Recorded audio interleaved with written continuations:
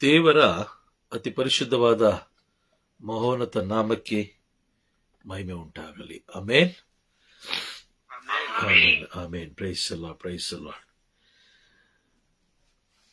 Okay,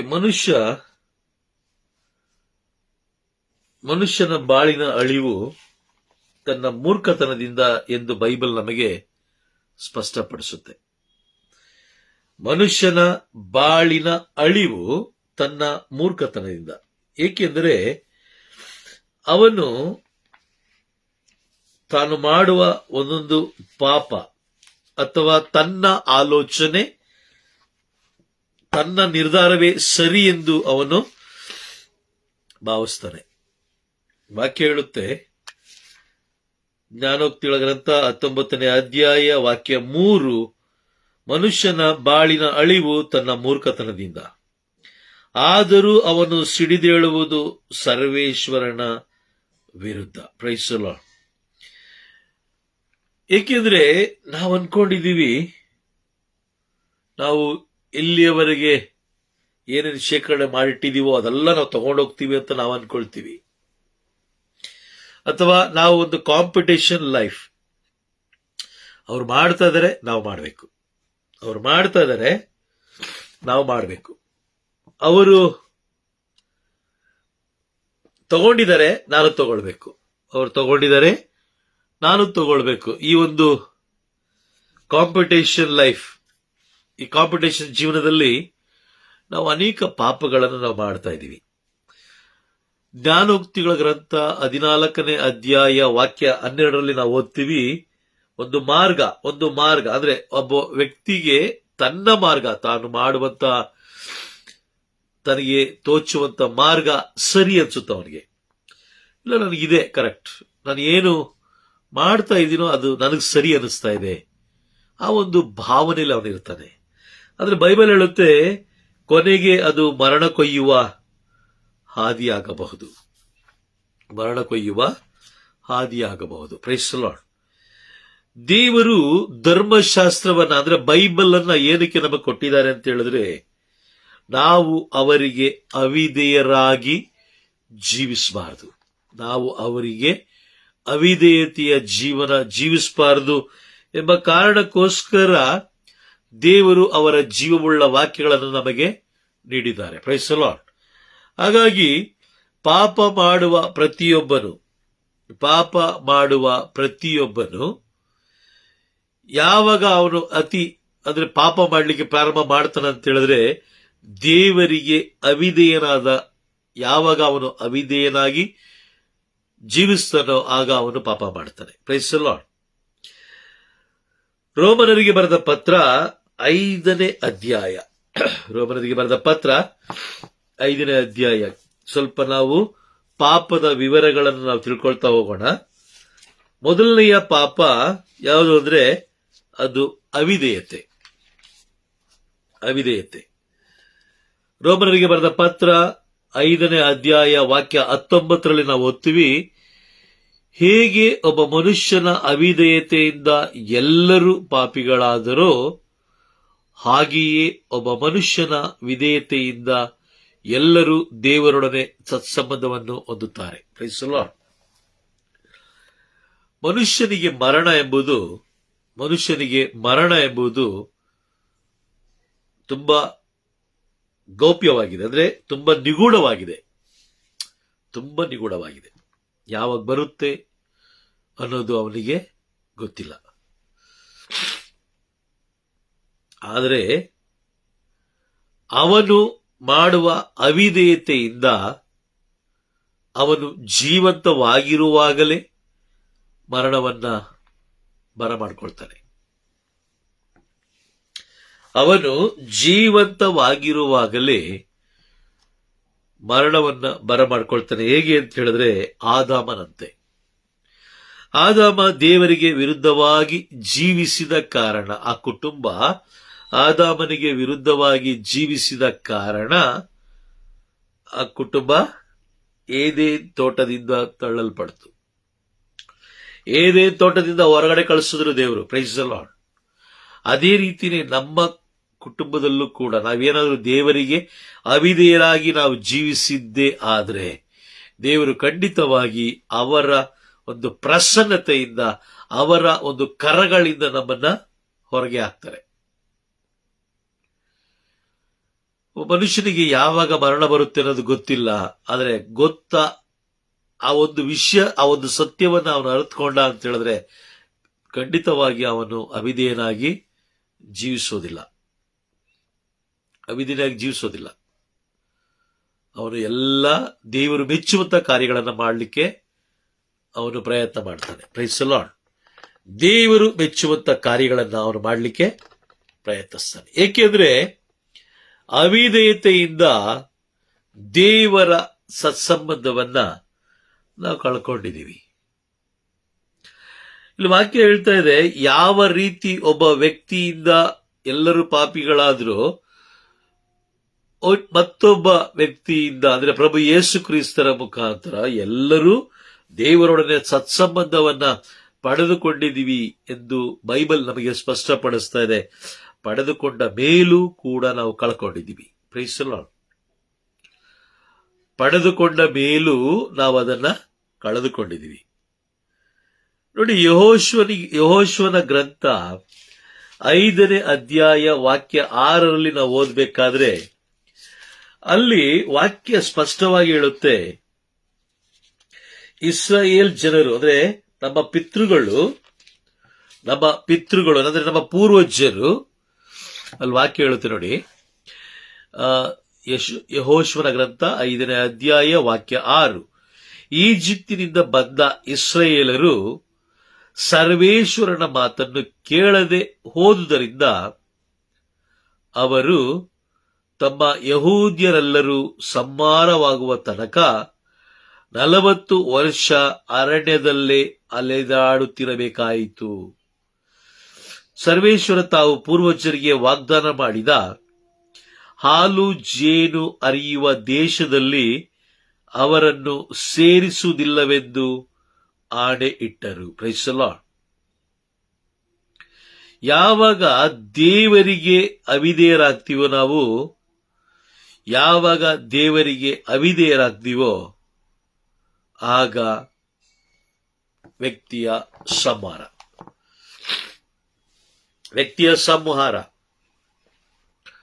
price the lord. ದೇವರ ಮಾತನ್ನು ಅಂದ್ರೆ ದೇವರ ವಾಕ್ಯವನ್ನ ಮೀರುವವನು ನಾಶವಾಗ್ತಾನೆ. ದೇವರು ನಮ್ಮನ್ನ ಚೆನ್ನಾಗಿಟ್ಟಿದ್ದಾರೆ, ಒಳ್ಳೆ ಆರೋಗ್ಯ ಕೊಟ್ಟಿದ್ದಾರೆ, ವಾಸ ಮಾಡಿಕೊಳ್ಳಲಿಕ್ಕೆ ಒಂದು ಜಾಗ ಕೊಟ್ಟಿದ್ದಾರೆ, ನಮ್ಮ ಎಲ್ಲ ಅವಶ್ಯಕತೆಗಳನ್ನು ಪೂರೈಸ್ತಾ ಇದ್ದಾರೆ, ನಮ್ಮನ್ನ ಒಂದು ಉನ್ನತ ಸ್ಥಾನದಲ್ಲಿ ಇಟ್ಟಿದ್ದಾರೆ. ಅವರು ಬಯಸುವ ಕಾರ್ಯಗಳನ್ನು ಮಾಡುವುದಕ್ಕಾಗಿ ನಮಗಿನ್ನೂ ಅವಕಾಶ ಕೊಟ್ಟಿದ್ದಾರೆ. ಆದ್ರೂ ಕೂಡ ನಾವೇನ್ ಮಾಡ್ತೀವಿ? ತಿರಸ್ಕಾರ ಮಾಡ್ತೀವಿ, ಅವರನ್ನ ನಿರ್ಲಕ್ಷ್ಯ ಮಾಡ್ತೀವಿ. Praise the lord. ಇಸ್ರಾಯೇಲರಿಗೆ ದೇವರು ಮಾಡಿದ ವಾಗ್ದಾನ ಏನು ಎಂಬುದನ್ನು ನಾವು ನೋಡ್ತಾ ಹೋದ್ರೆ, ವಾಗ್ದಾನ ಏನು? ಯಾಕಂದ್ರೆ ಅವರು 40 ವರ್ಷಗಳ ಕಾಲ ಮರುಭೂಮಿಯಲ್ಲಿ ಅವರು ಅಲ್ದಾಡ್ತಾ ಇದ್ರು. ಕಾರಣ ಅವರು ದೇವರ ಮಾತನ್ನು ಮೀರಿದ ಕಾರಣ. ಓಕೆ, ಇಸ್ರೇಲರೊಂದಿಗೆ ಯಾವ ಒಪ್ಪಂದವನ್ನು ಅವರು ಮಾಡಿಕೊಂಡಿದ್ರು ಎಂಬುದಾಗಿ ಒಂದು ಸಂಕ್ಷಿಪ್ತವಾಗಿ ನಾವು ಓದಿ ಅದನ್ನು ನಾವು ಅರ್ಥ ಮಾಡ್ಕೊಳ್ಳೋಣ. ಧರ್ಮೋಪದೇಶ ಕಾಂಡ 29ನೇ ಅಧ್ಯಾಯ ವಾಕ್ಯ 18ರಿಂದ 21.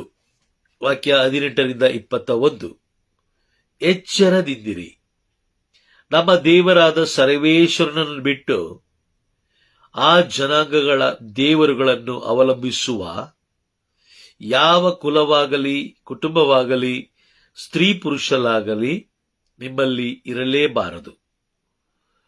ನಿಮ್ಮಲ್ಲಿ ಯಾವ ವಿಫಲತೆಯ ಬೇರು ಇರಬಾರದು. ಶಾಪದಿಂದ ಕೂಡಿರುವ ಈ ಪ್ರತಿಜ್ಞೆಯನ್ನು ಕೇಳಿದ ಯಾವನಾದರೂ ತಮ್ಮೊಳಗೆ ನಾನು ಹಠ ಹಿಡಿದು ಅವಿಧೇಯನಾದರೂ ನನಗೆ ಕ್ಷೇಮವಾಗಿಯೇ ಇರುವುದು ಎಂದುಕೊಂಡು ಹಿಗ್ಗಬಾರದು. ಹಾಗೆ ಮಾಡುವವನು ದೋಷಿಗಳಿಗೂ ನಿರ್ದೋಷಿಗಳಿಗೂ ನಾಶವನ್ನುಂಟು ಮಾಡುವನು. ಸರ್ವೇಶ್ವರ ಅಂಥವನನ್ನು ಎಂದಿಗೂ ಕ್ಷಮಿಸರು, ಬದಲಿಗೆ ಅವನ ಮೇಲೆ ಸಿಟ್ಟುಗೊಂಡು ತಮ್ಮ ಗೌರವವನ್ನು ಕಾಪಾಡಿಕೊಳ್ಳುವುದಕ್ಕಾಗಿ ಈ ಗ್ರಂಥದಲ್ಲಿ ಬರೆದಿರುವ ಎಲ್ಲ ಶಾಪೋಕ್ತಿಗಳಿಗೂ ಅವನನ್ನು ಗುರಿಪಡಿಸುವರು. ಅವನ ಹೆಸರನ್ನು ಈ ಭೂಮಿಯ ಮೇಲೆ ಇಲ್ಲದಂತೆ ಮಾಡುವರು. ಈ ಧರ್ಮಶಾಸ್ತ್ರದಲ್ಲಿ ಬರೆದಿರುವ ನಿಬಂಧನೆಯನ್ನು ಮೀರಿ ನಡೆಯುವವರಿಗೆ ಉಂಟಾಗುವ ಶಾಪಗಳು ಅವನಲ್ಲಿ ನೆರವೇರಲೆಂದು ಸರ್ವೇಶ್ವರ ಅವರನ್ನು ಇಸ್ರಾಯೇಲರ ಎಲ್ಲ ಕುಲಗಳಿಂದ ಪ್ರತ್ಯೇಕಿಸಿ ದಂಡಿಸುವರು. Price the lord. ಇಲ್ಲೊಂದು ಒಡಂಬಡಿಕೆ ಮಾಡ್ಕೊಳ್ತಾರೆ. ಈಜಿಪ್ತಿನಿಂದ ಹೊರಗಡೆ ಬಂದ್ಮೇಲೆ ಒಂದು ಒಡಂಬಡಿಕೆ ಮಾಡ್ಕೊಳ್ತಾರೆ. ನಿಮಗೆ ನಾನೇ ದೇವರು, ನಾನಲ್ಲದೆ ಬೇರೆ ದೇವರು ಇರಕೂಡದು. ಆದರೆ ಈ ದಿನಗಳಲ್ಲಿ ನಮಗೆ ತಿಳಿದಿರುವ ಹಾಗೆ ಒಬ್ಬೊಬ್ಬ ವ್ಯಕ್ತಿಗಳು, ಒಬ್ಬೊಬ್ಬ ಬೋಧಕರು, ಒಬ್ಬೊಬ್ಬ ಸಂತರುಗಳನ್ನು ದೇವರನ್ನಾಗಿ ಮಾರ್ಪಡಿಸ್ತಾ ಇದ್ದಾರೆ. Praise the lord. ಆದ್ರೆ ಇಲ್ಲಿ ವಾಕ್ಯ ಸ್ಪಷ್ಟವಾಗಿ ಹೇಳುತ್ತೆ, ಆ ಜನಾಂಗಗಳ ಅಂದ್ರೆ ಎಚ್ಚರಿಕೆ ಕೊಡ್ತಾ ಇದ್ದಾರೆ. ಎಚ್ಚರವಾಗಿರ್ಬೇಕು ನೀವು. ಆ ಜನಾಂಗಗಳ ದೇವರುಗಳನ್ನು ಅವಲಂಬಿಸುವ ಯಾವ ಕುಟುಂಬವಾಗಲಿ, ಯಾವ ಕುಲದವರೇ ಆಗಲಿ, ಸ್ತ್ರೀ ಪುರುಷರ ಯಾರು ಇರಬಾರದು, ಯಾರು ಮಾಡಬಾರದು ಅಂತ ಹೇಳ್ತಾ ಇದ್ದಾರೆ. ಬಟ್ ಆ ದಿನಗಳಲ್ಲಿ ಅವರು ಮಾಡಿದ್ರು. ಈ ದಿನಗಳಲ್ಲಿ ಇನ್ನು ಹೆಚ್ಚಾಗಿ ನಾವು ಮಾಡ್ತಾ ಇದ್ದೀವಿ, ಅತಿ ಹೆಚ್ಚಾಗಿ ನಾವು ಮಾಡ್ತಾ ಇದ್ದೀವಿ. Praise the lord. ಹಾಗಾಗಿ ಬಹಳ ಎಚ್ಚರಿಕೆ ಉಳ್ಳವರಾಗಿರಬೇಕು. ನೋಡಿ, 18ನೇ ವಾಕ್ಯ ಪ್ರಾರಂಭದಲ್ಲಿ ಆ ವಾಕ್ಯ ಬರೆಯಲ್ಪಟ್ಟಿದೆ, ಎಚ್ಚರಿಕೆಯಿಂದಿರಿ. ದೇವರಿಗೆ ವಿರುದ್ಧವಾಗಿ ಹೋಗುವಂತಹ ಯಾವುದೇ ಕಾರ್ಯಗಳು, ಅಂದ್ರೆ ದೇವರ ಮಾತನ್ನು ಮೀರುವಂತ ಯಾವುದೇ ಕಾರ್ಯಗಳನ್ನು ನೀವು ಮಾಡಬಾರದು. ಯಾಕೆ ಅಂತ ಹೇಳಿದ್ರೆ, ಇಹ ಪರಲೋಕಗಳಿಗೆ ಒಬ್ಬರೇ ದೇವರು, ಅವರು ಪ್ರಭು ಯೇಸು ಕ್ರಿಸ್ತರು. Praise the lord. ಆದ್ರೆ ನಾವೇನ್ ಮಾಡ್ತಾ ಇದೀವಿ, ಅಥವಾ ನಮಗೆ ಬೋಧಿಸುವಂತ ಬೋಧಕರಿರ್ಬೋದು, ಯಾಜಕರಿರ್ಬೋದು, ಕೆಲವು ಬಾರಿ ಅವರು ಆ ಅರಿವು ಮೀರಿ, ಅಂದ್ರೆ ಅಜ್ಞಾನದಿಂದ ಸಂತರುಗಳನ್ನು ಕೂಡ ಅವರು ದೇವರೆಂದು ಬೋಧಿಸ್ತಾರೆ ಅಥವಾ ದೇವರೆಂದು ವ್ಯಕ್ತಪಡಿಸ್ತಾರೆ. ಅಂತವರ ಮಾತನ್ನು ನಾವೆಂದಿಗೂ ಕೇಳಬಾರದು. Praise the lord. ಏನಕ್ಕೆ ಅಂತ ಹೇಳಿದ್ರೆ, ಆ ರೀತಿ ಏನಾದ್ರು ಕೇಳಿದ್ದೆ ಆದ್ರೆ ದೇವರ ಕೋಪ ನಮ್ಮ ಮೇಲೆ ಎರಗಲ್ಪಡುತ್ತೆ, ನಮ್ಮ ಮೇಲೆ ಅಥವಾ ನಮ್ಮ ಕುಟುಂಬದ ಮೇಲೆ ಎರಗಲ್ಪಡುತ್ತೆ. Price the lord. ಹಾಗಾಗಿ ಪ್ರತಿಯೊಬ್ಬ ಮನುಷ್ಯನು ಮರುಭೂಮಿಯಲ್ಲಿ ಇರಬಾರದು ಅಂತ ಹೇಳಿದ್ರೆ, ಮರುಭೂಮಿ ಅಂದ್ರೆ ಏನು? ಮರುಭೂಮಿ ಅಂತ ಹೇಳಿದ್ರೆ ಅದೊಂದು ಒಣನೆಲ. Price the lord. ನಮ್ಮ ಸ್ನೇಹಿತ ಒಬ್ರು ಹೇಳ್ತಾರೆ, ಒಳ್ಳೆ ಸಂಬಳ ಬರ್ತಾ ಇದೆ, ಆದ್ರೆ ಕುಟುಂಬದಲ್ಲಿ ಹಣ ಉಳಿಸಕ್ಕಾಗ್ತಲ್ಲ. ಇನ್ನು ಕೆಲವರು ಹೇಳ್ತಾರೆ, ಅಯ್ಯೋ ನನಗೆಲ್ಲ ಇದೆ, ಆರೋಗ್ಯ ಇಲ್ಲ. ಇನ್ನು ಕೆಲವರು ಹೇಳ್ತಾರೆ, ಗೌರ್ಮೆಂಟ್ ಕೆಲಸ ಇದೆ, ಬ್ಯಾಂಕ್ ಬ್ಯಾಲೆನ್ಸ್ ಇದೆ, ದುಡ್ಡು, ಹಣ, ಹಾಗೆ ಇನ್ಕಮ್ ಸೋರ್ಸ್ ತುಂಬಾ ಇದೆ, ಆದ್ರೆ ಸಮಾಧಾನ ಇಲ್ಲ. ಕುಟುಂಬದಲ್ಲಿ ಸಮಾಧಾನ ಇಲ್ಲ, ಶಾಂತಿ ಇಲ್ಲ. ಇನ್ನು ಕೆಲವರು ಹೇಳ್ತಾರೆ, ಕಳೆದ ದಿನಗಳಲ್ಲಿ ನಾನೊಂದು ಪತ್ರಿಕೆಯಲ್ಲಿ ಓದಬೇಕಾದ್ರೆ ಆ ವ್ಯಕ್ತಿ ತನ್ನ ಮನದಾಳದ ನೋವನ್ನು ಹಂಚಿಕೊಳ್ತಾ ಇದ್ರು. ಕೋಟಿಗಟ್ಟಲೆ ಆಸ್ತಿ ಇದೆ ನನ್ನ ಹತ್ರ, ಕೋಟಿಗಟ್ಟಲೆ ಆಸ್ತಿ ಇದೆ, ಆದ್ರೆ ನಾನೊಬ್ಬನೇ, ಇಷ್ಟು ದೊಡ್ಡ ಮನೇಲಿ ನಾನೊಬ್ಬನೇ ಇರೋದು. ಆ ಮನೇಲಿ ಯಾರು ಇಲ್ಲ, ಹೆಂಡತಿ ತೀರ್ಕೊಂಡಿದ್ದಾಳೆ, ಮಕ್ಕಳಿಲ್ಲ, ಯಾರು ಇಲ್ಲ. ಕೆಲಸದವರು ಒಂದು 2-3 ಜನ ಇದ್ದಾರೆ, 2-3 ಫ್ಲೋರ್, ಅಂದ್ರೆ ಒಳಗಡೆ ಡೂಪ್ಲೆಕ್ಸ್, ಹೊರಗಡೆ ಬರುವಂತಿಲ್ಲ, ಎಲ್ಲ ಒಳಗಡೆನೆ. ಆ ಡೂಪ್ಲೆಕ್ಸ್ ಮನೆಯಲ್ಲಿ ಆತ ತನ್ನ ಮನದ ನೋವನ್ನು ಹಂಚಿಕೊಳ್ತಾರೆ. ಇಷ್ಟು ದೊಡ್ಡ ಬಿಲ್ಡಿಂಗ್ ಇದೆ, ಆದರೆ ಇಷ್ಟು ದೊಡ್ಡ ಬಿಲ್ಡಿಂಗ್ ಅಲ್ಲಿ ನಾನು ಒಬ್ಬನೇ ಜೀವಿಸ್ತಾ ಇದ್ದೀನಿ, ನನಗಿದು ಬೇಕಿತ್ತ? ಅವರಿಗೆ ಅವರೇ ಪ್ರಶ್ನೆ ಹಾಕೊಳ್ತಾರೆ, ಇದು ನನಗೆ ಬೇಕಿತ್ತ? Price the lord. ಇಷ್ಟು ದೊಡ್ಡ ಬಿಲ್ಡಿಂಗ್ ಇದೆ, ಅದು ನನಗೆ ಅನ್ನೋರು ಯಾರು ಇಲ್ಲ, ನನ್ನೊಂದಿಗಿರೋರು ಯಾರು ಇಲ್ಲ, ನನಗಾಗಿ ಇರುವವರು ಯಾರು ಇಲ್ಲ, ನನ್ನನ್ನು ಪ್ರೀತಿಸುವವರು ಯಾರು ಇಲ್ಲ. Praise the lord. ಯಾವಾಗ ನಮ್ಮ ಕುಟುಂಬ ಮರುಭೂಮಿಯಾಗಿ ಮಾರ್ಪಡುತ್ತೋ ಆಗ ಅಲ್ಲಿ ಯಾವುದೇ ಪರಲೋಕದ ಆಶೀರ್ವಾದಗಳಿರ್ಬೋದು ಅಥವಾ ಪರಲೋಕದ ಯೋಜನೆಗಳು ಅಲ್ಲಿ ನೆರವೇರೋದಿಲ್ಲ. Price the lord. ನಾವು ಎಲ್ಲರೂ ಸತ್ಯವನ್ನು ಅರಿತುಕೊಂಡು ತಿಳಿ ಕೊಳದ ಬಳಿ ಇರಬೇಕೇ ಹೊರತು ಮರುಭೂಮಿಯಲ್ಲಿ ನಾವಿರಬಾರ್ದು. ನೋಡಿ, ನಮ್ಮ ಅಕ್ಕಪಕ್ಕದ ಕುಟುಂಬಗಳಲ್ಲಿ ನೋಡಿ, ಅಥವಾ ನಮ್ಮ ಕುಟುಂಬಗಳಲ್ಲೇ ನೋಡಿ, ನಮ್ಮ ಕುಟುಂಬಗಳಲ್ಲೇ ಸಾಮಾನ್ಯವಾಗಿ ನಡೆಯುವಂತ ವಿಷಯಗಳು. ನಾವೇನ್ ಮಾಡ್ತೀವಿ, ಸಂಬಳ ಬರುತ್ತೆ, ತಿಂಗಳಿಗೆ ಸಂಬಳ ಬರುತ್ತೆ, ಕರೆಕ್ಟ್ ಸಂಬಳ ಬರುತ್ತೆ, ಒಂದು ಸರಿಸುಮಾರು ಬರುತ್ತೆ, ಒಂದು 70-80 ಸಾವಿರ ತನಕ ಬರ್ಬೋದು. ಆದ್ರೆ ಅವ್ರು ನೋಡಿ, ಅವ್ರಿಗೆ ಕೊರತೆ ಜಾಸ್ತಿ ಇರುತ್ತೆ. ಅವ್ರನ್ನ ಕೇಳಿ ನೋಡಿ, ಏನಾರ ಕೊರತೆ ಇದೆಯಂದ್ರೆ ಅಯ್ಯೋ 150 ಕೊರತೆ, ಅದು ಹೇಳ್ತಾರೆ, ಇದು ಹೇಳ್ತಾರೆ, ಹಂಗ. ಆದ್ರೆ ಕೆಲವು ಜನ ನೋಡಿ ಗಾರ್ಮೆಂಟ್ಸ್ ಅಲ್ಲಿ ಕೆಲಸ ಮಾಡ್ತಾರೆ, ಅವರಿಗೆ ಸುಮಾರು ಒಂದು 10-12 ಸಾವಿರ ಸ್ಯಾಲರಿ ಇರುತ್ತೆ, ಸಂಬಳ ಇರುತ್ತೆ. ಅವ್ರು ನೋಡಿ ಕುಟುಂಬದಲ್ಲಿ ಆನಂದವಾಗಿರ್ತಾರೆ, ಗಂಡ ಹೆಂಡತಿ ನೆಮ್ಮದಿಯಾಗಿರ್ತಾರೆ. ಅದಲ್ಲದೆ ಅವ್ರು ಕೆಲವು ಏನು ಉಳಿತಾಯಗಳನ್ನ ಮಾಡ್ಕೊಳ್ತಾ ಹೋಗ್ತಾರೆ, ಚೀಟಿ ಹಾಕೋದು, ಅದು ಹಾಕೋದು, ಇದು ಹಾಕೋದು, ದುಡ್ಡನ್ನ ಅವರು ಸೇವಿಂಗ್ಸ್ ಮಾಡ್ತಾ ಹೋಗ್ತಾರೆ. Praise the lord. ಏನಕ್ಕೆ ಅಂತ ಹೇಳಿದ್ರೆ ಆ ಕುಟುಂಬ ದೇವರೊಂದಿಗೆ ಅನ್ಯೋನ್ಯವಾಗಿರುತ್ತೆ. ಆದ್ರೆ ಈ 70-80 ಸಾವಿರ ಕುಟುಂಬ, ಇವರು ದೇವರಿಗೆ ಅವಿಧೇಯರಾಗಿ ಜೀವಿಸ್ತಾ ಇರ್ತಾರೆ. Praise the lord. ಹಾಗಾಗಿ ಹೇಗೆ ಇವರು ದೇವರಿಗೆ ಅವಿಧೇಯರಾಗಿ ಜೀವಿಸ್ತಾರೆ ಅಂತ ಹೇಳಿದ್ರೆ, ವಾಕ್ಯ ಹೇಳುತ್ತೆ, ರೋಮನರಿಗೆ ಬರೆದ ಪತ್ರ 8ನೇ ಅಧ್ಯಾಯ 7ನೇ ವಾಕ್ಯ ಹೇಳುತ್ತೆ. ರೋಮನರಿಗೆ ಬರೆದ ಪತ್ರ 8ನೇ ಅಧ್ಯಾಯ 7ನೇ ವಾಕ್ಯ. ಆ 7ನೇ ವಾಕ್ಯದಲ್ಲಿ ನಾವು ಓದ್ತೀವಿ, ಶರೀರ ಸ್ವಭಾವಕ್ಕೆ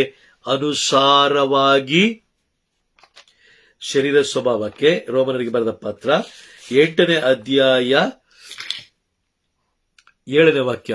ಶರೀರ ಸ್ವಭಾವದಲ್ಲೇ ಮಗ್ನವಾಗಿರುವ ಮನಸ್ಸು ದೇವರಿಗೆ ಶತ್ರು. ಅಂತ ಮನಸ್ಸು ದೇವರ ನಿಯಮಕ್ಕೆ ಮಣಿಯಲು ಸಾಧ್ಯವೂ ಇಲ್ಲ ಎಂದು ವಾಕ್ಯ ನಮಗೆ ಸ್ಪಷ್ಟವಾಗಿ ತಿಳಿಸುತ್ತೆ. ಶರೀರ ಸ್ವಭಾವಕ್ಕೆ ಅನುಸಾರವಾಗಿ ಜೀವಿಸುವವರು ಇವರು ಯಾರು ಅಂತ ಹೇಳಿದ್ರೆ, ತನ್ನ ಶರೀರಕ್ಕೆ ಹೆಚ್ಚು ಮಹತ್ವವನ್ನು ಕೊಡುವವರು. ಇವರಿಗೆ ಪ್ರಾರ್ಥನೆಯ ಅವಶ್ಯಕತೆ ಇಲ್ಲ, ಬಲಿಪೂಜೆಯ ಅವಶ್ಯಕತೆ ಇಲ್ಲ, ಪರಮಪ್ರಸಾದದ ಅವಶ್ಯಕತೆ ಇಲ್ಲ, ಬೈಬಲ್ ಜೀವವುಳ್ಳ ವಾಕ್ಯಗಳು ಇವರಿಗೆ ಅವಶ್ಯಕತೆ ಇಲ್ಲ. ಇವರು 24 ಗಂಟೆ ತನ್ನ ಶರೀರಕ್ಕೆ ಹೆಚ್ಚು ಮಹತ್ವವನ್ನು ಕೊಡುವಂತವರು. Price the lord. ನೋಡಿ, ಈ ಶರೀರ ಅದು ಕಪ್ಪಗಿರಲಿ ಇಲ್ಲ ಬೆಳ್ಳಗಿರಲಿ, ಇನ್ನು ಅತಿ ಸುಂದರವಾಗಿರಲಿ, ಅದು ಯಾವುದೇ ರೀತಿ ಇದ್ರೂ ಕೂಡ ಒಂದಲ್ಲ ಒಂದು ದಿನ ಅದು ಮಣ್ಣಿಗೆ ಸೇರುವಂಥದ್ದು. ಶರೀರ, ಈ ಚರ್ಮ, ಮಾಂಸ ಎಲ್ಲ ಮಣ್ಣಿಗೆ ಸೇರುವಂಥದ್ದು. ಆದರೆ ಆತ್ಮ ಮಾತ್ರ, ನಮ್ಮಲ್ಲಿರುವ ಆತ್ಮ, ನಮ್ಮ ಉಸಿರು ನಿಂತ ತಕ್ಷಣ ಅದು ನಮ್ಮನ್ನು ಬಿಟ್ಟು ಹೋಗುತ್ತೆ. ಆ ಆತ್ಮವನ್ನ ಹೇಗೆ ರಕ್ಷಿಸಿಕೊಳ್ಳಬೇಕು ಎಂಬ ಅರಿವು ಮನುಷ್ಯನಿಗಿರಬೇಕು. ನಮ್ಮ ಆತ್ಮದ ಬಗ್ಗೆ ಅತಿ ಹೆಚ್ಚು ನಾವು ಕಾಳಜಿ ವಹಿಸಬೇಕು. Praise the lord. ತನ್ನ ಶರೀರದ ಬಗ್ಗೆ ಅಥವಾ ತನ್ನ ಕುಟುಂಬದಲ್ಲಿರುವಂತಹ ವ್ಯಕ್ತಿಗಳ ಬಗ್ಗೆ ಅತಿ ಹೆಚ್ಚು ಮಹತ್ವ ಕೊಡುವಂತಹ ವ್ಯಕ್ತಿಗಳು. Praise the lord. ಇವೆಲ್ಲ ಅವಿಧೇಯತೆಯಿಂದ ಉಂಟಾಗುವಂತಹ ಪಾಪಗಳು. ಕುಟುಂಬವನ್ನ ಮರುಭೂಮಿಯಾಗಿ ಅವರೇ ಕನ್ವರ್ಟ್ ಮಾಡ್ಕೊಳ್ತಾರೆ, ಅಂದ್ರೆ ಅವರೇ ಮಾರ್ಪಡಿಸಿಕೊಳ್ತಾರೆ. ಯಾವ ರೀತಿ ಇಸ್ರೇಲ್ ಜನರು 40 ವರ್ಷಗಳ ಕಾಲ, ಒಂದಲ್ಲ ಎರಡಲ್ಲ 40 ವರ್ಷಗಳ ಕಾಲ ಮೋಶೆ, ಅಷ್ಟು ಅಭಿಷಿಕ್ತರಾದ ಮೋಶೆ ಜೊತೆಯಲ್ಲಿದ್ರೂ ಕೂಡ ಅವರು ಮರುಭೂಮಿಯಲ್ಲಿ ನಡೆಯುವಂತಹ ಒಂದು ಸನ್ನಿವೇಶ ಉಂಟಾಗುತ್ತೆ. ಅದಕ್ಕೆ ಕಾರಣ ಇಷ್ಟೇ, ಏಕೆಂದರೆ ಇಸ್ರೇಲ್ ಜನರು ದೇವರ ವಾಗ್ದಾನಕ್ಕೆ, ಅಂದ್ರೆ ದೇವರು ಮಾಡಿದ ಒಡಂಬಡಿಕೆಗೆ ವಿರುದ್ಧವಾಗಿ ಅವರು ಹೋಗ್ತಾ ಇದ್ದಾರೆ, ಅವರು ಜೀವಿಸ್ತಾ ಇದ್ರು. Praise the lord. ಯಾವಾಗ ಒಬ್ಬ ವ್ಯಕ್ತಿ ತನ್ನ ಶರೀರಕ್ಕೆ ಹಾಗೂ ತನ್ನ ಕುಟುಂಬದಲ್ಲಿರುವಂತ ವ್ಯಕ್ತಿಗಳಿಗೆ ಹೆಚ್ಚು ಮಹತ್ವವನ್ನು ಕೊಡ್ತಾನೆ, ಅಂದ್ರೆ ದೇವರಿಗಿಂತಲೂ ಅತಿ ಹೆಚ್ಚಿನ ಮಹತ್ವ ಕೊಡ್ತಾನೋ, ಅಥವಾ ದೇವರ ಕಾರ್ಯಕ್ಕಿಂತ, ಈಗ ದೇವರು ನಮ್ಮೊಂದಿಗೆ ಮಾಡಿಕೊಂಡಿರುವ ಒಡಂಬಡಿಕೆ ಏನು ಅಂತ ಹೇಳಿದ್ರೆ, ಈಗ ದೇವರು ನಮ್ಮೊಂದಿಗೆ ಮಾಡಿಕೊಂಡಿರುವ ಒಡಂಬಡಿಕೆ ಏನು ಅಂತ ನಾವು ನೋಡ್ತಾ ಹೋದ್ರೆ, ಮತ್ತಾಯನ ಬರೆದ ಶುಭ ಸಂದೇಶ 28ನೇ ಅಧ್ಯಾಯ, ಇದು ದೇವರು ನಮ್ಮೊಂದಿಗೆ ಮಾಡಿಕೊಂಡಿರುವಂತಹ ಒಡಂಬಡಿಕೆ. ಏನಂತ ಹೇಳಿದ್ರೆ 28ನೇ ಅಧ್ಯಾಯ ವಾಕ್ಯ 19 ಹಾಗೂ 20. ಲೋಕದ ಕಟ್ಟ ಕಡೆಗೆ ನಾವು ಹೋಗ್ಬೇಕು, ಅಲ್ಲಿರುವಂತ ಎಲ್ಲಾ ಜನರಿಗೆ ಸತ್ಯವನ್ನ ಬೋಧಿಸಬೇಕು, ನಂತರ ಅವರನ್ನ ಶಿಷ್ಯರನ್ನಾಗಿ ಮಾಡಬೇಕು, ನಂತರ ಅವರಿಗೆ ಪಿತಾ ಸುತ್ತ ಹಾಗೂ ಪವಿತ್ರಾತ್ಮರ ನಾಮದಲ್ಲಿ ಅವರಿಗೆ ದೀಕ್ಷಾ ಸ್ಥಾನವನ್ನು ನಾವು ಕೊಡಬೇಕು ಅಥವಾ ಕೊಡಿಸ್ಬೇಕು. Praise the Lord. ಸತ್ಯವನ್ನ ಹೇಳಿ ಕೊಡಿಸ್ಬೇಕು. ಅಲ್ಲಿ ವಾಕ್ಯ ಹೇಳ್ತದೆ, ನಾನು ನಿಮಗೆ ಆಜ್ಞಾಪಿಸಿದ ಸಕಲವನ್ನು ಅನುಸರಿಸುವಂತೆ ಅವರಿಗೆ ನೀವು ಬೋಧಿಸಿರಿ. ಇದು ದೇವರು ನಮ್ಮೊಂದಿಗೆ ಮಾಡಿಕೊಂಡಿರುವಂತಹ ಒಡಂಬಡಿಕೆ. ಸ್ವಲ್ಪ ಆಲೋಚನೆ ಮಾಡಿ ನೋಡಿ, ಯೇಸು ಸ್ವಾಮಿಯ ಈ ಒಡಂಬಡಿಕೆಯನ್ನು ನಾವು ಎಷ್ಟು ಜನ ಅದನ್ನು ನಾವು ಗೌರವದಿಂದ ಕಾಣ್ತಾ ಇದ್ದೀವಿ, ಎಷ್ಟು ಜನ ಅದಕ್ಕಾಗಿ ನಾವು ದುಡಿತಾ ಇದೀವಿ ಹೇಳಿ ನೋಡೋಣ. Praise the lord. ಯಾರೂ ಇಲ್ಲ. ಬೆಳಗ್ಗೆ ಎದ್ದ ತಕ್ಷಣ ಕುಟುಂಬದ ಸಮಸ್ಯೆಗಳು ನಮ್ಮ ಮನಸ್ಸಲ್ಲಿ ಕುಳಿತುಕೊಳ್ಳುತ್ತೆ. ಬೆಳಗ್ಗೆ ಎದ್ದ ತಕ್ಷಣ ಅದಾದ ಮೇಲೆ ಕೆಲಸಕ್ಕೆ ಹೋಗ್ತೀವಿ, ಅಲ್ಲಿ ಕೆಲಸದ ಒತ್ತಡ, ಅಲ್ಲಿ ಟೆನ್ಷನ್. ಮತ್ತೆ ಸಂಜೆ ಬರ್ತೀವಿ, ಸಂಜೆ ಬಂದಾಗ ಕುಟುಂಬದ ಮತ್ತೆ ಟೆನ್ಷನ್. ಇದು 24 ಗಂಟೆಗಳಲ್ಲಿ ನಮ್ಮ ಆತ್ಮದ ಬಗ್ಗೆ ಯೋಚಿಸ್ಲಿಕ್ಕೂ ಕೂಡ ನಮಗೆ ಸಮಯ ಇಲ್ಲ. ಸೈತಾನ ನಮ್ಮನ್ನ ಅಷ್ಟು ಬ್ಯುಸಿ ಮಾಡಿಟ್ಟಿದ್ದಾನೆ, ಅಥವಾ ನಾವೇ ಅದನ್ನ ಏನ್ ಮಾಡ್ಕೊಂಡಿದೀವಿ, ಬರ ಮಾಡ್ಕೊಂಡಿದೀವಿ. Price the lord. ಪ್ರತಿ ಒಬ್ಬೊಬ್ಬ ವ್ಯಕ್ತಿಯ ಆತ್ಮದ ರಕ್ಷಣೆ ತುಂಬಾ ಮುಖ್ಯ. ನೋಡಿ, ಲೂಕನು ಬರೆದ ಶುಭ ಸಂದೇಶ 16ನೇ ಅಧ್ಯಾಯದಲ್ಲಿ ಇಲ್ಲಿ ಇಬ್ಬರು ಮರಣ ಹೊಂದುತ್ತಾರೆ. Praise the lord. 19ನೇ ಅಧ್ಯಾಯ ಲೂಕನು ಬರೆದ ಶುಭ ಸಂದೇಶ 16 ಕರೆಕ್ಟ್ ಇತ್ತು. 16ನೇ ಅಧ್ಯಾಯ ವಾಕ್ಯ 19ರಲ್ಲಿ ಧನಿಕ ಹಾಗೂ ಬಿಕಾರಿ ಇಬ್ಬರನ್ನು ಕೂಡ ಅಲ್ಲಿ ದೇವರು ನಮ್ಮ ತಿಳಿಸ್ಕೊಡ್ತಾ ಇದ್ದಾರೆ. ಇಬ್ಬರ ವಿಷಯವಾಗಿ, ಧನಿಕನಾಗಿದ್ದವನು ತನ್ನ ಸುಖಭೋಗಗಳಲ್ಲಿ ಮೈಮರಿತಾ ಇದ್ದ. ಅದೇ ರೋಮನರಿಗೆ ಬರೆದ ಪತ್ರ 8ನೇ ಅಧ್ಯಾಯ 7ನೇ ವಾಕ್ಯ ಹೇಳ್ತಿರೋದು, ಲೋಕದ ವಿಷಯದಲ್ಲಿ, ಅಂದ್ರೆ ಶರೀರ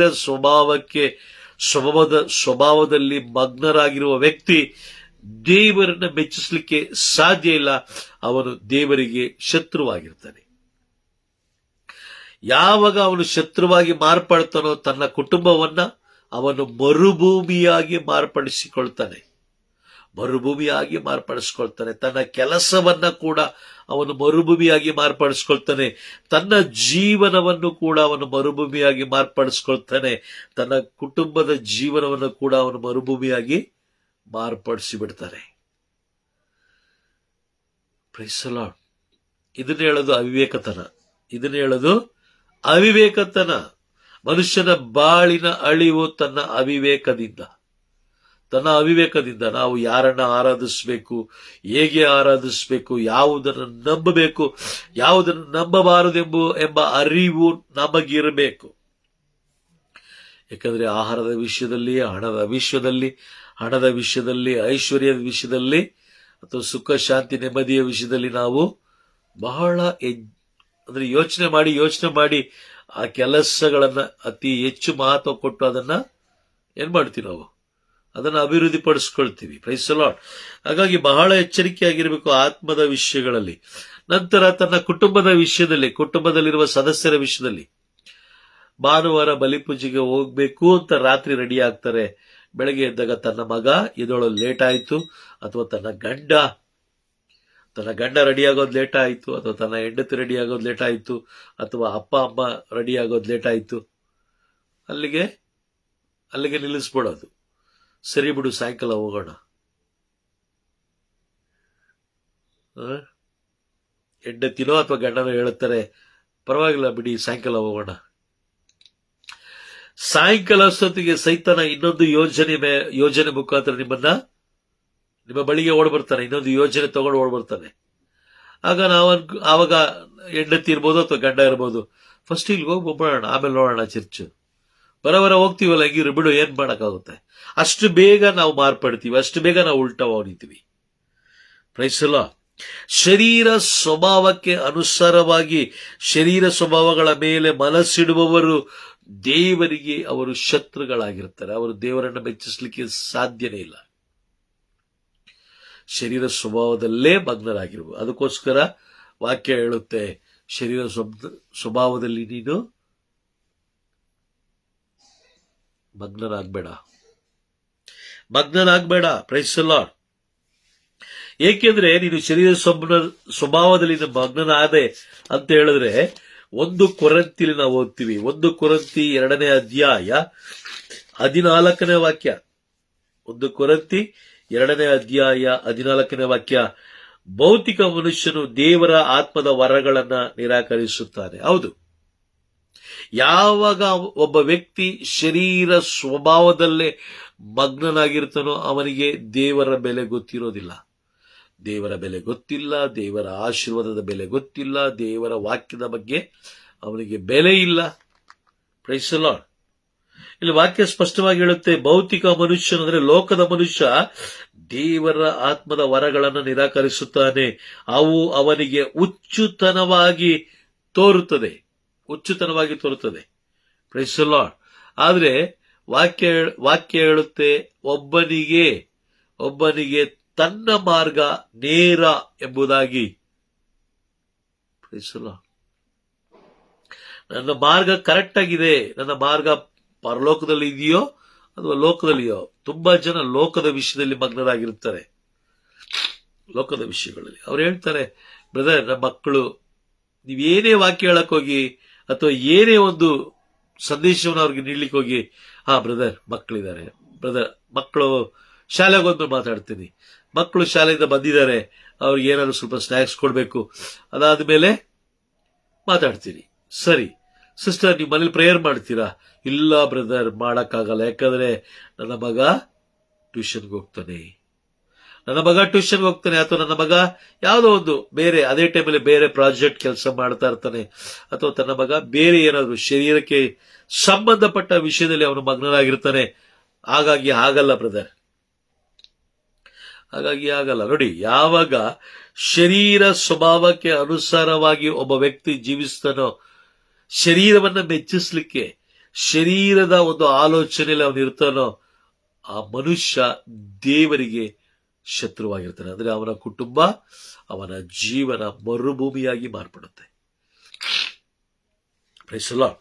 ಮರುಭೂಮಿಯಾಗಿ ಮಾರ್ಪಡುತ್ತೆ. ಏಕೆಂದ್ರೆ ಏನಕ್ಕೆ ಮರುಭೂಮಿಯಾಗಿ ಮಾರ್ಪಡುತ್ತೆ ಅಂತ ನಾವು ನೋಡ್ತಾ ಹೋದ್ರೆ, ಅದೇ 1 ಕೊರಿಂಥಿ 2ನೇ ಅಧ್ಯಾಯ 14ನೇ ವಾಕ್ಯದಲ್ಲಿ ನಾವು ಓದ್ತೀವಿ, ಮನುಷ್ಯ ಅಂದ್ರೆ ದೇವರ ಆತ್ಮದ ವರಗಳನ್ನ ಅವನು ಕಳ್ಕೊತಾನೆ.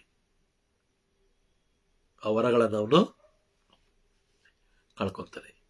ಈ ವರಗಳನ್ನ ಕಳ್ಕೊಂಡ ಮೇಲೆ ಇನ್ನೇನು ಮಾಡ್ಬೇಕು ಅನ್ನೋ ಅವಶ್ಯಕತೆ ಇಲ್ಲ, ಏನು ನಡೆಯೋದಿಲ್ಲ ಅಲ್ಲಿ. ಅದು ಮರುಭೂಮಿಯಾಗಿ ಮಾರ್ಪಾಡಾಗುತ್ತೆ. ಅವನ ಜೀವನ ಮರುಭೂಮಿಯಾಗಿ ಮಾರ್ಪಾಡುತ್ತೆ. ಅಲ್ಲಿ ಏನು ಬೆಳೆಯೋದಿಲ್ಲ, ಏನು ಬೆಳಿಲಿಕ್ಕೆ ಸಾಧ್ಯವೇ ಇಲ್ಲ. Praise the lord. ಹಾಗಾಗಿ 1 ಯೋಹಾನದಲ್ಲಿ ಮತ್ತೊಂದು ಸ್ಥಳದಲ್ಲಿ 1 ಯೋಹಾನ 2ನೇ ಅಧ್ಯಾಯದಲ್ಲಿ ಯೋಹಾನ ಬರೀತಾರೆ. ಯೋಹಾನ ಹೀಗೆಂದು ಬರೀತಾರೆ, ಯೋಹಾನನ ಮುಖಾಂತರ ಪವಿತ್ರಾತ್ಮರು ಹೀಗೆ ಬರೆದಿಟ್ಟಿದ್ದಾರೆ. Price the lord. 1 ಯೋಹಾನ 2ನೇ ಅಧ್ಯಾಯ ವಾಕ್ಯ 15ರಿಂದ 17 ಗಮನ ಕೊಟ್ಟು ಕೇಳಿಸ್ಕೊಳ್ಳಿ. ಲೋಕಕ್ಕೂ ಲೌಕಿಕವಾದವುಗಳಿಗೂ ನೀವು ಒಲಿಯಬಾರದು. ಅಲ್ಲಿ ಹೇಳ್ತಾರೆ, ಒಲಿಬಾರದು ನೀನು. Praise the lord. ನಿನಗೆ ಬೇಕಾ, ನಾನು ಕೊಟ್ಟಿದ್ದೀನಿ, ಅದನ್ನು ಬಳಸ್ಕೊ, ಆದ್ರೆ ನೀನು ಅದಕ್ಕೆ ಒಲಿಬೇಡ. ಯಾಕಂದ್ರೆ ನೀನು ಒಲ್ದಿದ್ದೆ ಆದ್ರೆ, ನೀನು ಅದಕ್ಕೆ ಹೆಚ್ಚು ಮಹತ್ವ ಕೊಟ್ಟಿದ್ದೆ ಆದ್ರೆ ನೀನು ನನ್ನವನಾಗ್ಲಿಕ್ಕೆ ಸಾಧ್ಯ ಇಲ್ಲ. Praise the lord.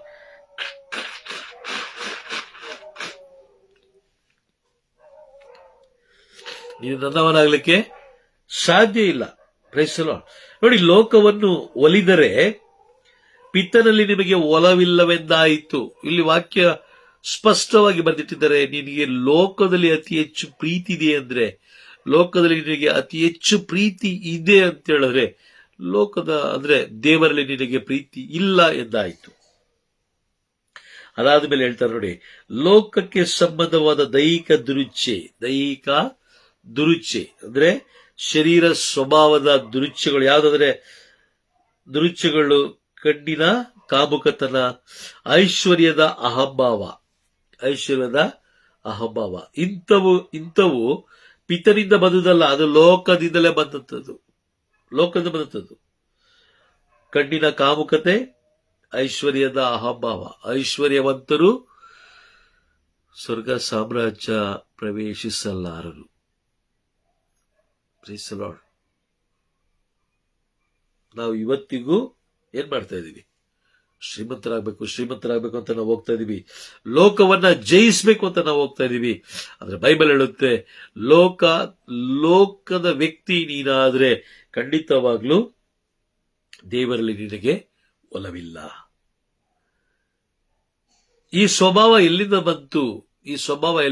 ಕೆಲವು ಜನ ನಾವು ನೋಡುತ್ತೀವಿ. ಒಂದು ವಾಕ್ಯ ಹೇಳುತ್ತೆ, ಒಂದು ಕೊರಂತಿ ನೋಡಿ, ಈ ವಾಕ್ಯಕ್ಕೆ ಅನುಗುಣವಾಗಿ ಅವ್ರು ಮಾಡುವ ರೀತಿ, ನೀತಿ, ನಿಯಮಗಳಿರ್ತವೆ. ಹೆಂಗೆ ಅಂತ ಹೇಳಿದ್ರೆ, 1 ಕೊರಂತಿ 3ನೇ ಅಧ್ಯಾಯ ವಾಕ್ಯ 16 ಹಾಗೂ 17.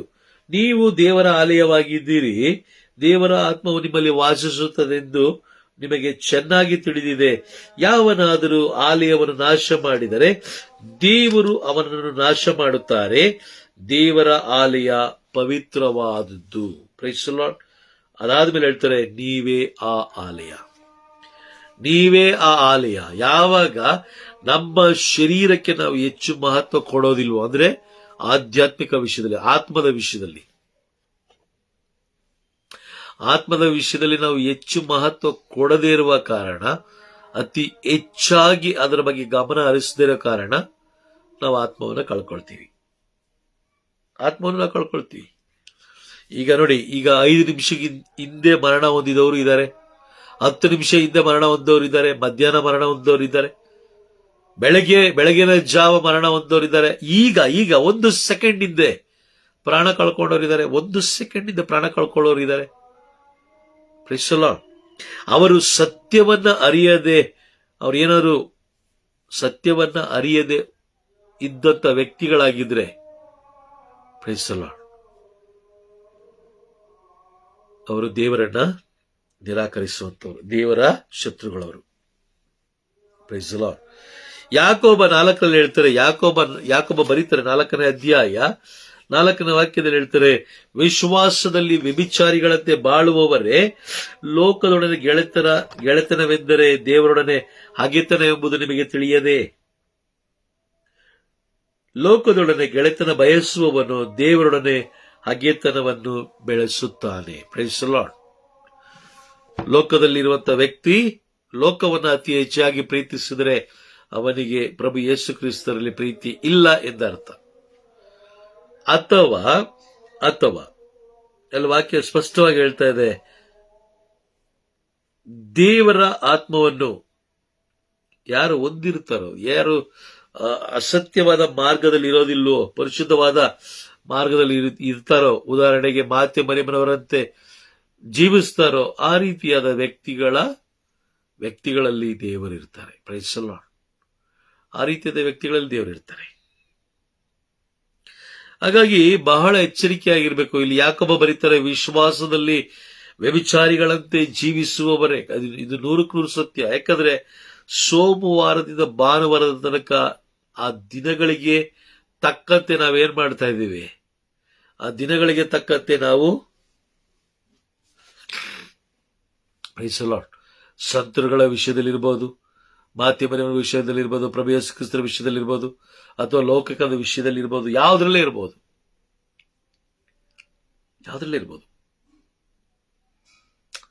ಬಹಳ ಎಚ್ಚರಿಕೆಯಾಗಿರ್ಬೇಕು. ವಿಶ್ವಾಸ ಎಂಬುದು ದೇವರಲ್ಲಿ ಮಾತ್ರ ಇಡಬೇಕು. ನಾವು ಪ್ರಭು ಯೇಸು ಕ್ರಿಸ್ತರಲ್ಲಿ ಮಾತ್ರ ಇಡಬೇಕು. Price the lord. ಓಕೆ, ಇನ್ನೊಂದು ವಾಕ್ಯ ಓದೋಣ. ಗಲಾತ್ಯರಿಗೆ ಬರೆದ ಪತ್ರ 3ನೇ ಅಧ್ಯಾಯ 1ನೇ ವಾಕ್ಯ. ಇದು ತುಂಬಾ ಮುಖ್ಯವಾದುದು. ಗಲಾತ್ಯರಿಗೆ ಬರೆದ ಪತ್ರ 3ನೇ ಅಧ್ಯಾಯ ವಾಕ್ಯ 1. ಎಲೆ ಮತೆಗಟ್ಟ ಗಲಾತಿಯರೇ, ನಿಮ್ಮನ್ನು ಮರುಳುಗೊಳಿಸಿದವರ್ಯಾರು? ಯೇಸು ಕ್ರಿಸ್ತರು ಶಿಲುಬೆಯ ಮೇಲೆ ಪ್ರಾಣಾರ್ಪಣೆ ಮಾಡಿದ್ದನ್ನು ನಿಮ್ಮ ಕಣ್ಣೆದುರಿಗೆ ಚಿತ್ರೀಗೊಳಿಸಲಿಲ್ಲವೇ? ನಮಗೆ ಚೆನ್ನಾಗಿ ಗೊತ್ತಿದೆ, ಬೈಬಲ್ ಎಲ್ಲ ಬರೆಯಲ್ಪಟ್ಟಿದೆ. ಯೇಸು ಸ್ವಾಮಿ ಹೇಗೆ ಮರಣ ಹೊಂದಿದ್ರು, ಏನಾಯ್ತು ಅವ್ರಿಗೆ ಎಷ್ಟು ಹೊಡೆತ ಬಿತ್ತು, ಅವ್ರನ್ನ ಕೊಲ್ಲಬೇಕಾದ್ರೆ ಹೆಂಗ್ ಕೊಂದ ಹಾಕಿದ್ರು, ಕೈಯಲ್ಲಿ ಯಾಕೆ ಆಣಿಗಳು ನೋಡಿದ್ರು, ಕೈ ಕಟ್ಟಬಹುದಾಗಿತ್ತಲ್ಲ, ಆಣಿಗಳನ್ನ ಯಾಕೆ ಹೊಡೆದ್ರು, ಕಾಲಿಗೆ ಯಾಕೆ ಆಣಿ ಹೊಡೆದ್ರು? Praise the lord. ಅವರು ನನಗೋಸ್ಕರ ನನ್ನ ಕುಟುಂಬಕ್ಕೋಸ್ಕರ ಪ್ರಭು ಯೇಸು ಕ್ರಿಸ್ತರು ಜೀವ ನೀಡಿದ್ರು ಎಂಬುದು ಆ ಒಂದು ಸತ್ಯವನ್ನ ಅರಿತುಕೊಳ್ಬೇಕು ನಾವು. ಪ್ರಭು ಯೇಸು ಕ್ರಿಸ್ತರು ನಮ್ಮ ದೇವರು ಎಂಬ ಸತ್ಯವನ್ನು ನಾವು ಅರಿತುಕೊಳ್ಬೇಕು. Price the lord. ಏಕೆ ಅಂತ ಹೇಳಿದ್ರೆ 1 ತಿಮೋತಿ 6ನೇ ಅಧ್ಯಾಯ 12ನೇ ವಾಕ್ಯದಲ್ಲಿ ಸಂತ ಪೌಲರು ಬರೀತಾರೆ. 1 ತಿಮೋತಿ 6ನೇ ಅಧ್ಯಾಯ ವಾಕ್ಯ 12ರಲ್ಲಿ ಬರೀತಾರೆ, ನಿತ್ಯ ಜೀವವೆಂಬ ಬಹುಮಾನವನ್ನು ಗಳಿಸಲು ವಿಶ್ವಾಸ ಎಂಬ ಪದ್ಯದಲ್ಲಿ ಉತ್ತಮ ಓಟಗಾರನಾಗಿ ಓಡು, ಇದಕ್ಕಾಗಿಯೇ ದೇವರು ನಿನ್ನನ್ನು ಆರಿಸಿಕೊಂಡಿದ್ದಾರೆಂದು ಮರೆಯಬೇಡ. ನೋಡಿ, ಸಂತ ಪೌಲರ ಮುಖಾಂತರ ನಮ್ಮ ಎಲ್ಲ ಪ್ರಶ್ನೆಗಳಿಗೆ, ನಮ್ಮ ಜೀವನದಲ್ಲಿ ಎದ್ದೇಳುವಂತ ಎಲ್ಲ ಪ್ರಶ್ನೆಗಳಿಗೆ ದೇವರು ಇಲ್ಲಿ ಉತ್ತರ ಕೊಟ್ಟಾಯಿತು. ನಿತ್ಯ ಜೀವವೆಂಬ ಬಹುಮಾನವನ್ನು ಗೆಲ್ಲುವುದಕ್ಕಾಗಿ ಎಷ್ಟು ಜನ ನಾವು ಓಡ್ತಾ ಇದ್ದೀವಿ, ನಮ್ಮ ಕುಟುಂಬದಲ್ಲಿ ಎಷ್ಟು ಜನ ಓಡ್ತಾ ಇದ್ದಾರೆ, ಇದು ತುಂಬಾ ಮುಖ್ಯ. ಪರೀಕ್ಷೆ ಮಾಡಿ ನೋಡಿ, ನಾವು ಪ್ರಭುವಿಗಾಗಿ ಎಷ್ಟು ಕೆಲಸ ಮಾಡಿದೀವಿ, ಅದು ಸ್ವಲ್ಪ ಆಲೋಚನೆ ಮಾಡಿ ನೋಡಿ. ಪ್ರಭುವಿಗಾಗಿ, ಪ್ರಭುವಿನ ನಾಮವನ್ನು ಮಹಿಮೆಪಡಿಸುವುದಕ್ಕಾಗಿ ಎಷ್ಟು ಗಂಟೆಗಳ ಕಾಲ ನಾವು ಕೆಲಸ ಮಾಡಿ ನಮ್ಮ ಜೀವನದಲ್ಲಿ ಹೇಳ್ತಾರೆ, ನಾವು ಇಡೀ ನಮ್ಮ ಜೀವನದಲ್ಲಿ ಎಷ್ಟು ಗಂಟೆಗಳ ಕಾಲ ನಾವು ಕೆಲಸ ಮಾಡಿದೀವಿ. Praise the lord. ಇದು ತುಂಬಾ ಮುಖ್ಯ. ಇದೆಲ್ಲವನ್ನ ನಾವೇನ್ ಮಾಡಬೇಕು? ಇದೆಲ್ಲವನ್ನ ನಾವು ಪರಿಶೋಧಿಸ್ತಾ ಹೋಗ್ಬೇಕು. ಆ ಪರಿಶೋಧನೆಗಾಗಿ ಇರುವಂತ ಸ್ಥಳ, ಮಾರ್ಪಡಿಸುವಂತ ಸ್ಥಳ, ದೇವರ ಮಾತನ್ನು ಮೀರದಂತೆ ಎಚ್ಚರಿಕೆ ನೀಡುವಂತ ಸ್ಥಳ, ಅದು ದೇವಾಲಯ. ನಮಗೆ ಚೆನ್ನಾಗಿ ಗೊತ್ತಿದೆ, ದೇವಾಲಯ ನಮ್ಮನ್ನ ಮಾರ್ಪಡಿಸುವಂತ ಸ್ಥಳ. ಆದ್ರೂ ಕೂಡ ನಾವು ಅಲ್ಲಿ ದೇವಾಲಯದಲ್ಲಿ ಏನ್ ಮಾಡ್ತೀವಿ? ಪಾಪದ ಮೇಲೆ ಪಾಪ, ಉಡುಗೆ ತೊಡುಗೆಗಳ ಮುಖಾಂತರ, ಹಾವಭಾವಗಳ ಮುಖಾಂತರ, ದೇವರು ಕೊಟ್ಟಂತಹ ತಲಂತು ಕಾರ್ಯವನ್ನ ನಾವು, ಪ್ರೈಸ್ ದಿ ಲಾರ್ಡ್, ಆ ತಲಂತು ಕಾರ್ಯಗಳನ್ನು ನಾವು ಕೈಗೊಳ್ಳದ ಕಾರಣ ದೇವರು ನಮ್ಮೊಂದಿಗೆ ಮಾಡಿಕೊಂಡಂತ ಒಂದು ಒಡಂಬಡಿಕೆ, ಲೋಕದ ಕಟ್ಟೆ ಕಡೆಗೆ ಹೋಗ್ರಿ, ಶುಭವಾರ್ತೆ ಸಾರಿರಿ, ನಾನು ಏನ್ ನಿಮಗೆ ಬೋಧಿಸಿದೀನೋ ಅದೆಲ್ಲವನ್ನ ಅವರು ಅನುಸರಿಸುವಂತೆ ನೀವೇನ್ ಮಾಡಿ, ಅವರಿಗೆ ಬೋಧಿಸ್ರಿ. ಅದಾದ ಮೇಲೆ ಅವರಿಗೆ ದೀಕ್ಷಾಸ್ಥಾನ ಕೊಡಿ. ಈಗ ನಾವೇನ್ ಮಾಡ್ತೀವಿ? ಇದಕ್ಕೆ ತದ್ವಿರುದ್ಧವಾಗಿ ನಾವಿದ್ದೀವಿ. ನಮಗೆ ಒಂದು ದೀಕ್ಷಾಸ್ಥಾನ ಕೊಡಬೇಕು ಅನ್ನೋ ಆಸೆ ಇದೆ, ನಿಜ, ಇಲ್ಲ ಅಂತಲ್ಲ. ಹಾಗಾಗಿ ನಾವೇನ್ ಮಾಡ್ತೀವಿ? ದೀಕ್ಷಾಸ್ಥಾನ ಕೊಡ್ತೀವಿ. ಮತ್ತೆ ಅವನು ಪಾಪದ ಕಾರ್ಯಗಳನ್ನ ಮಾಡ್ತಾ ಹೋಗ್ತಾನೆ. ಅವನು ಮಾಡುವ ಎಲ್ಲ ಪಾಪದ ಕಾರ್ಯಗಳಲ್ಲಿ ನಮಗೂ ಕೂಡ ಪಾಲಿರುತ್ತೆ. ಹಾಗಾಗಿ ನಿತ್ಯ ಜೀವವೆಂಬ ಬಹುಮಾನವನ್ನ ಗೆಲ್ಲುವುದಕ್ಕಾಗಿ ವಿಶ್ವಾಸ ಎಂಬ ಓಟದಲ್ಲಿ ನಾವು ಪ್ರತಿದಿನ ಓಡಬೇಕು. ಯಾಕಂದ್ರೆ ವಿಶ್ವಾಸ ಇಲ್ಲದೆ ನಾವು ದೇವರನ್ನು ಕಾಣಲು ಸಾಧ್ಯವಿಲ್ಲ. ದೇವರನ್ನು ನೋಡ್ಲಿಕ್ಕೆ ಆಗೋದಿಲ್ಲ. Praise the lord. ಏಕೆ ಅಂತ ಹೇಳಿದ್ರೆ, ವಿಶ್ವಾಸದ ಕಣ್ಣುಗಳಿಂದ ನೋಡಿದಾಗ ಮಾತ್ರ ಅವರು ನಮಗೆ ಕಾಣಿಸ್ತಾರೆ. ವಿಶ್ವಾಸದ ನೋಟ. Praise the lord. ಹಾಗಾಗಿ ಬಹಳ ಎಚ್ಚರಿಕೆಯಾಗಿರಬೇಕು. ಪ್ರತಿಯೊಬ್ಬ ಕ್ರೈಸ್ತನು ಸತ್ಯವನ್ನು ಅರಿಯದೆ ಅವನು ಅವಿವೇಕಿಯಾಗಿರಬಾರದು. ಎಲ್ಲ ಸಮಯದಲ್ಲೂ, ಎಲ್ಲ ಕೆಲಸದಲ್ಲೂ ಹಾಗೇನೆ. ನಿತ್ಯ ಜೀವ ಎಂಬ ಬಹುಮಾನವನ್ನು ಗೆಲ್ಲುವುದಕ್ಕಾಗಿ ಅವನು ಪ್ರತಿದಿನ ಓಡಬೇಕು. ಸಮಯ ಸಿಕ್ಕದಾಗಲ್ಲ ಅದನ್ನ ಅವನು ಪ್ರೂವ್ ಮಾಡ್ಕೋಬೇಕು. ನಾನು ನಿತ್ಯ ಜೀವಕ್ಕಾಗಿಯೇ ಓಡ್ತಾ ಇದ್ದೀನಿ. Praise the lord. ಕೆಲವು ಜನ ಏನ್ ಮಾಡ್ತಾರೆ ಅಂತ ಹೇಳಿದ್ರೆ ಅಲ್ಲಿ ಇಲ್ಲಿ ಧ್ಯಾನ ಕೂಟಗಳಿಗೆ ಹೋಗ್ತಾರೆ, ಹೋಗ್ಬೇಕಾದ್ರೆ ತುಂಬಾ ರ್ಯಾಶ್ ಹೋಗ್ತಾರೆ, ಬರ್ಬೇಕಾದ್ರೆ ಅಲ್ಲಿ ಕೇಳಿಸಿಕೊಂಡಂತ ಎಲ್ಲಾ ಸಂದೇಶಗಳು, ಎಲ್ಲಾ ವಾಕ್ಯಗಳನ್ನ ಅವರು ಏನ್ ಮಾಡ್ತಾರೆ, ಎಲ್ಲ ಆಲಿಸ್ತಾರೆ, ಧ್ಯಾನಿಸ್ತಾರೆ, ಅದನ್ನ ಅವರು ಪಾಲಿಸೋದಿಲ್ಲ. ಸ್ವಲ್ಪ ದಿನ ಮಾತ್ರ ಅವರು ಪಾಲಿಸ್ತಾರೆ, ನಂತರ ಮತ್ತೆ ಹಳೆ ಜೀವನಕ್ಕೆ ಅವರು ಹೋಗ್ತಾರೆ. ಆಗ ಆ ಮನೆ ಅಥವಾ ಆ ವ್ಯಕ್ತಿಯ ಜೀವನ ಮರುಭೂಮಿಯಾಗಿ ಮಾರ್ಪಡುತ್ತೆ. ಮರುಭೂಮಿಯಲ್ಲಿ ಏನು ಬೆಳಿಲಿಕ್ಕೆ ಸಾಧ್ಯವಿಲ್ಲ. ಭೌತಿಕ ಮನುಷ್ಯ ದೇವರ ಆತ್ಮದ ವರಗಳನ್ನು ಅವನು ತಿರಸ್ಕಾರ ಮಾಡ್ತಾನೆ, ಅವನು ನಿರಾಕರಿಸ್ತಾನೆ, ನನಗೆ ಬೇಡ ಇದು ಅಂತ. ಹಾಗಾಗಿ ಗಲಾತ್ಯರಿಗೆ ಬರೆದ ಪತ್ರ 3ನೇ ಅಧ್ಯಾಯ ವಾಕ್ಯ 1 ಹೇಳುವ ಪ್ರಕಾರ ಸತ್ಯವಾದ ದೇವರನ್ನೇ 3:1 ಹೇಳ್ತಾರೆ. 3ನೇ ಅಧ್ಯಾಯ ಗಲಾತ್ಯರಿಗೆ ಬರೆದ ಪತ್ರ 3ನೇ ಅಧ್ಯಾಯ, ಎಲೆ ಮತಿಗೆಟ್ಟ ಗಲಾತಿಯರೇ, ನಿಮ್ಮನ್ನು ಮರಳುಗೊಳಿಸಿದವರು ಯಾರು ಮರಳುಗೊಳಿಸಿದ್ರು? ಯಾರು ಇಲ್ಲ. ಈ ದಿನಗಳಲ್ಲಿ ಯಾರು ಮರಳುಗೊಳಿಸ್ಲಿಕ್ಕೆ ಸಾಧ್ಯ ಇಲ್ಲ. ನಾವೇ ಮರಳಾಗ್ತಾ ಇದೀವಿ ಅಷ್ಟೇ. ಪ್ರಾರಂಭದಲ್ಲಿ ನಾನು ವಾಕ್ಯ ಓದ್ದೆ, ಮನುಷ್ಯನ ಬಾಳಿನ ಅರಿವು ತನ್ನ ಮೂರ್ಖತನದಿಂದ, ಆ ಮೂರ್ಖತನದಲ್ಲಿ ಅವನೇನಾಗ್ತಾನೆ, ಆ ಮೂರ್ಖತನದಿಂದ ಅವನು ನಾಶ ಆಗ್ತಾನೆ, ಅವನ ಕುಟುಂಬ ನಾಶ ಆಗುತ್ತೆ, ಅವರ ತಲೆಮಾರುಗಳು ನಾಶವಾಗ್ಲಿಕ್ಕೆ, ಅವರ ತಲೆಮಾರುಗಳು ನಾಶ ಆಗುತ್ತೆ. Price the lord. ಯಾಕೆಂತಾರೆ ವಾಕ್ಯ ಹೇಳುತ್ತೆ, ನಿನ್ನ ಹೆಸರನ್ನ ಇಲ್ಲದಂತೆ ನಾನು ಮಾಡ್ತೀನಿ. ಯಾವ ವ್ಯಕ್ತಿ ದೇವರಿಗೆ ಅವಿಧೇಯರಾಗಿ ಜೀವಿಸ್ತಾರೋ ಅವರ ಹೆಸರುಗಳು ಜೀವ ಬಾಧ್ಯಸ್ಥರ ಪುಸ್ತಕದ ತೆಗೆಯಲ್ಪಡುತ್ತೆ. Price the lord. ಹಾಗಾಗಿ ಬಹಳ ಎಚ್ಚರಿಕೆಯಾಗಿರಬೇಕು. ಕುಟುಂಬದಲ್ಲಿರುವ ಒಂದು ಆತ್ಮನು ನಾಶವಾಗಿ ಹೋಗಬಾರದು ಅನ್ನೋ ಕಾರಣಕ್ಕೋಸ್ಕರ ನಾವೆಲ್ಲರೂ ಬಹಳ ಶ್ರದ್ಧೆಯಿಂದ, ಬಹಳ ಆಸಕ್ತಿಯಿಂದ ನಾವು ದೇವರನ್ನ ಅನುಸರಿಸಿ ನಡಿಬೇಕು. ದೇವರ ಮಾತನ್ನ ನಾವು ಮೀರಬಾರದು. ಆ ದೇವರ ಮಾತು ಎಲ್ಲಿದೆ ಅಂದ್ರೆ ಅದು ಧರ್ಮಶಾಸ್ತ್ರವಿದೆ. ಇಡೀ ಆದಿಕಾಂಡ, ಮೊದಲನೇ ಕ್ರಿಯೇಷನ್, ಅಲ್ಲಿಂದ ಹಿಡಿದು ದ ಎಂಡ್ ಎಲ್ಲ ವಿಷಯವನ್ನ ಸಂಕ್ಷಿಪ್ತವಾಗಿ ದೇವರು ನಮಗೆ ಕೊಟ್ಟಾಯ್ತು. ಇದಕ್ಕೂ ಮೇಲೆ ನಾವೇನಾದ್ರೂ ಇನ್ನೂ ಸ್ವಲ್ಪ ಏನಾದ್ರು ಅಧಿಕ ಪ್ರಸಂಗತನ ನಾವು ಮಾಡ್ತೀವಿ, ಇಲ್ಲ ಹಿಂಗಲ್ಲ, ಏನೋ ಒಂದು ದೇವರಿಗೆ ವಿರುದ್ಧವಾಗಿ ನಾವೇನೋ ಮಾಡ್ತೀವಿ ಅಂತ ಹೇಳಿದ್ರೆ ನಾವು ಮರುಭೂಮಿಯಲ್ಲಿ ವಾಸಿಸುವಂತ ವ್ಯಕ್ತಿಗಳಾಗಿ ನಾವು ಮಾರ್ಪಡ್ತೀವಿ. Praise the Lord. ಹಲ್ಲೆಲೂಯಾ. ಹಾಗಾಗಿ ಬಹಳ ಎಚ್ಚರಿಕೆಯಾಗಿರಬೇಕು. ದೇವರ ವಾಕ್ಯಕ್ಕೆ ವಿರುದ್ಧವಾಗಿ ದೇವರ ವಾಕ್ಯಕ್ಕೆ ಸಮಯ ಕೊಟ್ಟು ಪವಿತ್ರಾತ್ಮರ ನೆರವಿನಿಂದ ಆ ವಾಕ್ಯಗಳನ್ನು ನಾವು ಓದಬೇಕು. ಇಲ್ಲ ಅಂತ ಹೇಳಿದ್ರೆ ನಾವು ಖಂಡಿತವಾಗ್ಲೂ ಅವಿಧೇಯರಾಗ್ತೀವಿ.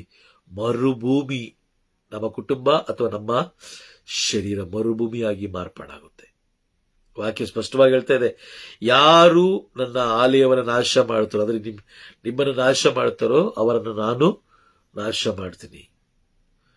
ಬೇರೆಯವ್ರ ಬಂದು ನಾಶ ಮಾಡ್ತಾರೋ ಇಲ್ಲೋ ಗೊತ್ತಿಲ್ಲ, ನಮಗೆ ನಾವೇ ನಾಶ ಮಾಡ್ಕೊಳ್ತಾ ಇದೀವಿ ಪ್ರತಿದಿನ. ಹಾಗಾಗಿ ಬಹಳ ಎಚ್ಚರಿಕೆಯಾಗಿರಬೇಕು. ಆತ್ಮದ ವಿಷಯ ಬಹಳ ಬಹಳ ಬಹಳ ಎಚ್ಚರಿಕೆ ಉಳ್ಳವರಾಗಿರಬೇಕು. Price the lord. ದೇವರ ನಾಮಕ್ಕೆ ಮಹಿಮೆ ಉಂಟಾಗಲಿ. ಆಮೆನ್.